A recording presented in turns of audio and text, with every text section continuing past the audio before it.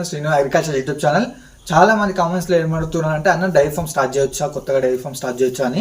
మీరైతే అంత ఈజీ అయితే డైరీ ఫామ్ అయితే స్టార్ట్ చేయలేరన్న. ఎందుకంటే మీకైతే ఫుల్ నాలెడ్జ్ ఉండాలి. ఆవుల గురించి కానీ, మెడికల్ ట్రీట్మెంట్ కానీ ఫుల్ నాలెడ్జ్ ఉండాలి.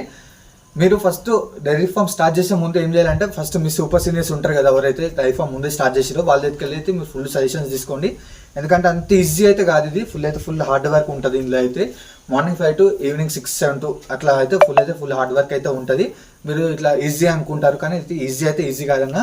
ఇంకా మీ సీనియర్ సజెషన్స్ అయితే తీసుకోండి. ఇందులో ప్రాఫిట్స్ రావడానికి ఇంకా అన్న కూడా అడిగిన సజెషన్ వచ్చేసి, ప్రాఫిట్స్ రావాలంటే ఫస్ట్ వచ్చేసి అన్న మనమైతే ఇప్పుడు 10 cows ఉన్నాయనుకో అన్న, 10 cowsకి అయితే మన ఫ్యామిలీ మనమైతే సరిపోతాము.